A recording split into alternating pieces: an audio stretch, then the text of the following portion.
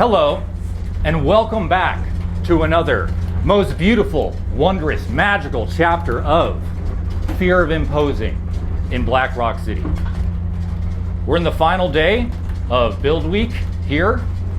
A lot of clouds. From what I understand and gather, it is a 30% chance of rain and a 100% chance of somewhere out there having a foreign object lodged up their asshole. That is a 100%. The rain is not. That is. Before we get into the chapter, today's sponsor, this video is brought to you by Public Transpo. Public Transpo. Normally, I find public transportation to be grotesque. It's horrendous, very stinky, very smelly, lots of germs.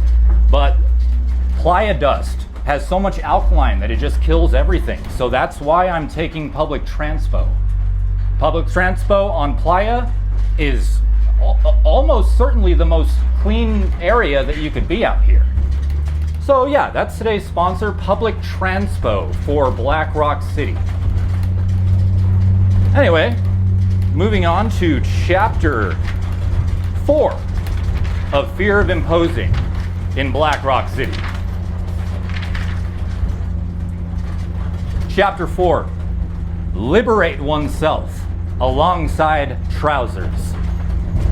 Monday afternoon, day 1. After hours spent on all fours, dragging ass through the dark pits of our deranged psyche, Chief and I arrived back to an empty camp, thankfully, being in no shape to conversate. We may have been in a position safe from ourselves, but that isn't to say there weren't awful and unworldly things taking place. Our sanctuary became the hellish aftermath of a genetics experiment gone horribly wrong, the direct consequence of toiling in matters far above one's pay grade. Those wretched, stuffed flamingos had become sentient, having morphed into nightmarish pterodactyls overly protective of their kin. And each leg to our canopies began expanding like trunks of a prehistoric tree. Now there were 2 branchiosauruses just inches away from stomping us dead. There isn't any goddamn vegetation for miles, Chief said, cowering further into the camp chair. What will they even fucking eat? I don't know, I replied, but those birds are carnivorous and primed to leave the nest. Chief opened the cooler and began tossing packs of bacon and a block of ham onto the beanbags where they'd been perched. That'll keep them busy, he said, at least until we manifest Dr. Alan Grant. Either way, I'm not opening my eyes. I'll be honest, I said, still shaking. Not sure which is scarier, the world behind these lids or the one in front of them. There ain't much I fancy about either. We kept silent to process this existential crisis and the choices made to embark upon this desert of unimaginable clarity. Yet there was still an open line on our telepathic wavelength, as we'd both mutter, I'm never smoking weed again. It wasn't long before chaos stormed our domain's last line of defense. Sleazy approached with a speaker on the generator. The music was something out of a horror opera, electronic beats spun by Dracula himself. A shrilling cry to the ears. An unwelcomed party raged in his footsteps, comprised of depraved, nitrous-induced, schizophrenic pirates. They were jumping around while guzzling whippets and somersaulting like psychotic Oompa Loompas. Aside from the music and haunting distortion, they seemed to be speaking in some strange, foreign dialect, a language only decipherable to the ear with a head full of gas. Why is there meat all over the beanbags? Sleazy asked. Some truths are better left unknown, I replied. Chief tried explaining that this wasn't the time, having needed a break to recollect our sense of anything, but an estranged Wook would chime in while shoving a balloon in his face. Ha! Yeah, me too, he said. Have been dead since last night, bro. No, you moron, Chief replied. I'm being entirely fucking straight with you. We haven't been at this party for more than 24 hours and I've already quit smoking weed. Please respect my goddamn sobriety. Yeah, man, ego death is like heavy out here. Just hit this, you'll feel better. Chief had a look in his eyes as if ready to rip the dude's spine out from his throat. No, you goddamn imbecile, I spoke up. You don't seem to be hearing him. We aren't being metaphorical, allegorical, or symbolical. We quite literally fucking died out there. You think this place is dusty? Try crawling through pits of the underworld. I challenged Dante's Inferno with a rock-hard erection. Fell to limbo, lust, gluttony, greed, wrath, heresy, violence, fraud, and treachery, having bowed to the nymphs in self-shame. I can still taste the sulfur on my tongue and smell the cauterized flesh of a drunken demon's brandy being poorly praised upon my taint. Fire and brimstone is a goddamn nursery rhyme, and Hades is a mere pet dominatrix who shoves foreign objects up your ass after forcing you poppers far beyond their expiration date, with an unrelenting tenacity of which lays ruin to the mind. So, get your filthy but truly lathered paws out of his fucking face. There was a dramatic shift in the vibe as music cut out like a screeching record. Chief got up with his Gandalf pipe and an ounce of weed before slapping it over Sleazy's lap. "These are yours now," he said. "You'd be wise to proceed with caution." Sleazy's face washed over as if finally understanding something happened out there. "You guys are serious?" he asked, concerned. "Dead serious," I replied. "Don't go searching for what lurks in the shadows of scorched earth upon this divine desert, or you may just find what you're looking for." Chief and I were desperate to separate ourselves, in need of a respite. So, we grabbed a couple MREs and planned to find a nice quiet area to enjoy dinner, having already set ourselves up for failure. Expectations were surpassed in regards to losing our shit, and we figured with what transpired, nothing could possibly hurt us further. This juvenile mentality was downright irresponsible, and not for the commoner who dabbles in psychotropics. But when you're pushed yourself all in, there's no real sense in backing out. Besides, it wasn't as if we could just leave the event. If this party had us trapped, we'd get our money's worth. The only rational thing to do was go further in. We took another half palm of mux and left the weed to rot, alone. We only got to Esplanade before Chief stopped dead in his tracks. "I feel like reading a book," he said. This was wildly unexpected for two reasons. He'd never ventured to read a single book in his life. And we were about to be very high. But I suppose reliving his past hundreds of times while revisiting himself as a child left a new need for new material to process. "I've got just the book," I said. "My mom said it'd come in handy one day." It was stashed in the truck back at camp, having had no idea why it was brought until that very moment, where Chief would make a life-altering decision. We whipped around and rode back in a frenzy. Everyone questioned our abrupt exit, but the drugs were kicking in and there was no time to explain. I tore the truck apart until finding it buried beneath a bag of sleazy silk thongs, raising it to the stars like the Holy Grail itself, the Four Agreements. Once more, we set out on a quest to find the perfect, undisclosed location, because surely this dinner was going to change everything. The mushrooms guided us to a giant purple dome of which housed a raging nightclub.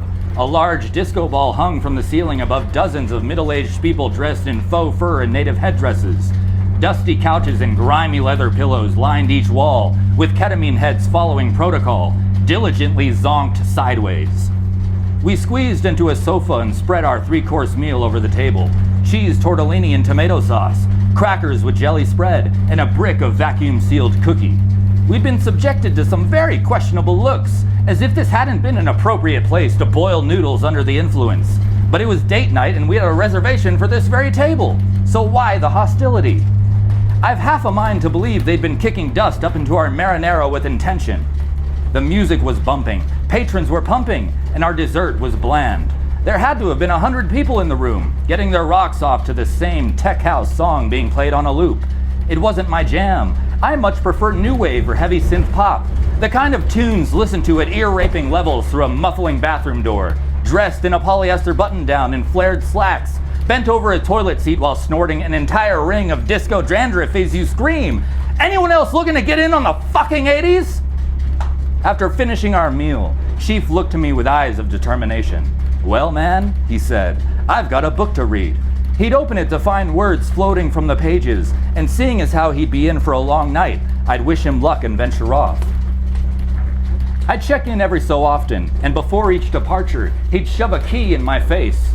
"Take a bump first," he'd say. "Best to stay on your toes out there. I strongly advise you make it 2 or 3, more the better." Chief had become my very own Dr. Gonzo, de facto consigliere. "You're right," I'd reply. "Our eyes will retain their focus, and the less these hobgoblins will expand and contract." What walks of life did these creatures come from? We'd wonder. What does the yuppie wearing galactic spandex pants, 6-inch platform boots, netted neon halter top, and bedazzled antennae do on a day-to-day basis in the ordinary world? Could he conduct open-heart surgery when not pretending to be from the fictional planet of Zababble Wapple? Perhaps a man of the courts, an attorney who dabbles in all drugs the snorting type, once the prosecution rests. What mysterious ongoings occur in his 9 to 5? And what could possibly transpire after business hours, behind closed doors? One lady had approached us, but I'm not entirely sure they'd have identified as perhaps a subterranean being of light comprised of rainbow particles. We'd been fidgeting with this gizmo, trying to unscrew a little spoon from our vial when we heard her snickering. "What are you doing here?" she asked. "Why are you reading a book in the middle of a dance floor?" "This is the first book I've ever read," he replied politely. "Really?" she screeched before laughing. "Truly." She proceeded to cut him off, speaking in a piss-drunk slur. "You must not be very smart. Can you read somewhere else so I can sit?" Chief refrained from altercation. He was an intellectual now, and wouldn't be stooping to the level of idiocracy required to converse with this vibrantly floral piece of hot garbage. I, on the other hand, wished no more than to slap the beaded tassels right from her voluptuous tits. But Chief just finished reading the chapter on not taking things personally, and I wished to respect this new spiritual practice. As appealing it was to engage with this floozy, something in the great beyond called my name. So I'd depart after a bump for good measure, two for such pleasure. I rode towards the outskirts of Deep Playa until seeing them, a stretching formation of light-up rings, perhaps 100 yards in length. There was a hyperfixation, having felt those portals to be of utmost importance. I laid my bike down, standing before the first ring in a near meditative state with a smile stretched ear to ear. One foot in front of the other, slow and with intention, having felt to be levitating inches above the ground. I could hear laughter, see smiles, and feel the gusts as people zoomed past on their bicycles like energetic wisp of magnetic joy. The happiness reverberating within me was remarkable, a foreign concept, an alien phenomena yet known. I began contemplating all that made me, roads traveled, experiences undergone, and depths traversed. I thought a lot about the layers I'd shed over the years. Christ, the last few hours! And the pain I chose to carry. And as I thought about these internal layers passing beneath each ring, I couldn't help but strip myself of those external layers just as well. One ring, off went the gallon jug tied at the waist. Another, sayonara to the radio. Then went my shoes. Each ring took another part of me physically, until stripped of my vest, socks, belt, then finally my trousers. I approached the finish line bare of anything but trinkets, bandana, lucky hat, and ocean blue undies, leaving in my wake an array of puzzled expressions from spectators in question. This was an artist's live-action showcase of mania at its finest. Beneath the final ring, there was only one thing left to strip in which to identify with: my name, Eric Michael. And in passing through, I decided that moving forward, as far as anyone else were concerned, I was now nobody other than liberated awareness. I pressed further until reaching a clearing, having felt one last trivial thing holding me back from this cosmic ascension. I lowered my drawers, gazed to the heavens, then tapped at the bladder for this spiritual release. I'd never felt so free. In typical fashion, a young couple pedaled by with their illuminated flower headbands, having scoffed at this unexpected sight. "There's nothing to see here, people," I yelled. "Just a liberated soul handling his unit whilst admiring the great unknown." "You can't piss on the playa, jerk," the gal yelled back. "Culture yourself, lady. It's as if you've never seen a man experience a Kundalini awakening with both hands gripped firm around the cock. I've been training diligently for this moment. There's decades worth of pent-up burdens in this urethra. Don't harsh the mellow." "Pervert," says the looky-loo. "Get it while you can. First one's free, then it's $5 a pop." They rode away, having never realized they'd bear witness to a miracle. Surely I was the lunatic here, but then again, I'm surely never sure of anything.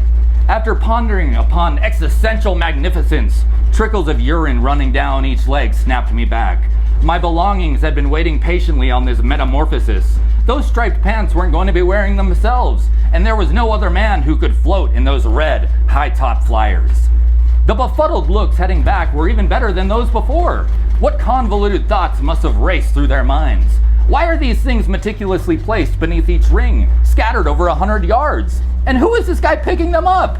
Why are his drawers at the ankles? Why are all his chakras glowing from his dick?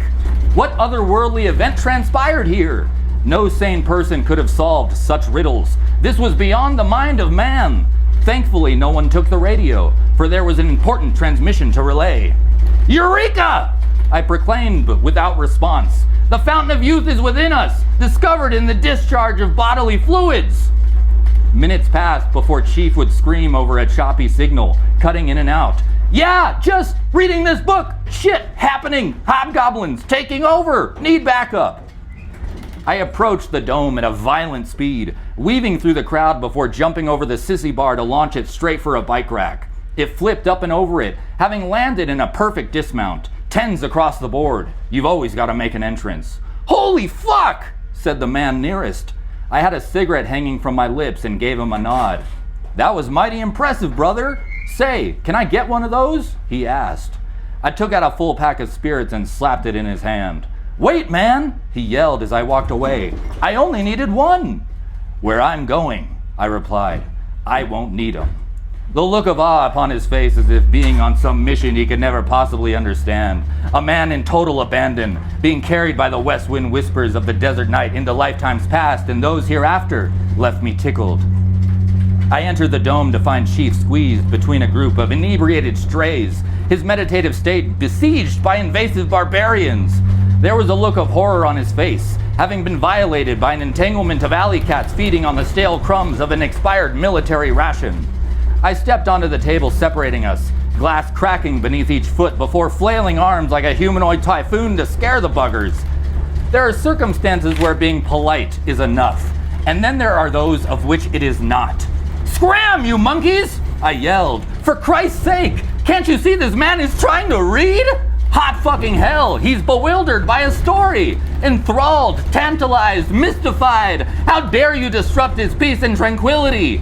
I've recently become a man of peace, goddammit! Don't put me in this position. How about showing a little respect and common decency here? Panic ensued, a mass exodus of toppling drunkards in question of their sedative-induced decisions. Chief tipped his bucket hat as I took a seat. Jesus, he said, that was a close call, cunt. Those bastards damn near ate me alive. Thanks for dropping in. I came as fast as able, I said. What's the word? He began scanning the room with hallucinogenic echolocation, having pointed out all the individuals he'd interacted with, those who criticized him for enjoying a book on this summer's eve. I've met many beautiful people tonight, he said, but have been mocked by nearly a dozen others. And get this, anything about them look a bit fishy to you? It's like they're all the same person, dressing, moving, talking, and insulting me the same. He was right. This club had been infiltrated by bad apples trying to ruin the bunch. Perhaps it was psychosis-induced paranoia, but they seemed a bit too uniform for coincidence. We spoke on it for some time in study of these particular lab rats who'd been raising their pretentious snouts to the air, a hive mind of moldy cheese-whiffing critics, narrowing in on a cruelty-based reality tunnel. Was there an unconscious battle being waged on this dance floor between the hopeful and hopeless? Had we been bystanders caught in the crossfire who just happened to take notice? Had these poor souls been the unknowing participants in some freak experiment beneath the glass ceiling of some fucked up emotional laboratory? Were we the test subjects walking the fine gray lines of a corrupted utopia? Who's running the show here? Where are the cameras? Is Big Brother watching us do this insane amount of cocaine? These haunting questions shook us to the core, being up to our nuts in a conspiracy theory conspiring against us. I don't know if we'll get to the bottom of it, Chief said while racking a fat line over the table, but we're definitely onto something here. You're absolutely right, I replied, dragging my face against the pane of glass. But the thing is, who fucking cares? Let scum beget scum. I'd suck cheese whiz from the monstrous cock of the twisted scientist who created this maze if it meant letting it ride out. I'll be damned if this ain't the best goddamn party in the world. Cheers to that. And besides, I have a book to finish. In having come this far, there was no stopping him now. I left and returned to camp for some sleep. There'd be plenty to unravel on the morrow. By the time Chief finished, it was nearly sunrise, and we'd walk out of that club feeling like a new man, jonesing to take on the world. It was time to turn in, but the problem was, someone had stolen his motorbike. Upon our arrival here, Chief devoted that if anything of his were to be taken, he'd be going rogue. There's a saying at Burning Man, the playa giveth, and the playa taketh away. And believe me when I say that hell hath no fury like a newly liberated man who's just been taketh from. However, that book left Chief humbled, having chosen to spare some unsuspecting fool while making the trek on foot. And while that crime would be forgiven, it would not be forgotten. Soon the playa would giveth what he taketh, an eye for an eye. We died that day, lost our marbles, found them, and repeated the process. A book was read and layers were shed. Expectations were forfeited and desire was relinquished. A name was given to the wind and mercy was shown. We chose liberation, and in doing so, the magic of experience presented itself. Burning Man had opened the doors to realms we'd never believed possible, having revealed great mysteries of the soul, and yet it was only day one. Whether positive or negative, each adventure presents a choice to be made and a lesson to cherish. As for the narrative, well, that's entirely up to you. Wow, thank you guys. That was super exciting. It was a little bit hard to read considering this ride is bumpy as all fuck. And there's a lot of dust shooting right into my eyeballs. But I cannot wait for next time. I'm so goddamn excited to bring you another fantastic, wondrous, magical, goddamn beautiful chapter of Fear of Imposing in Black Rock City. See you next time.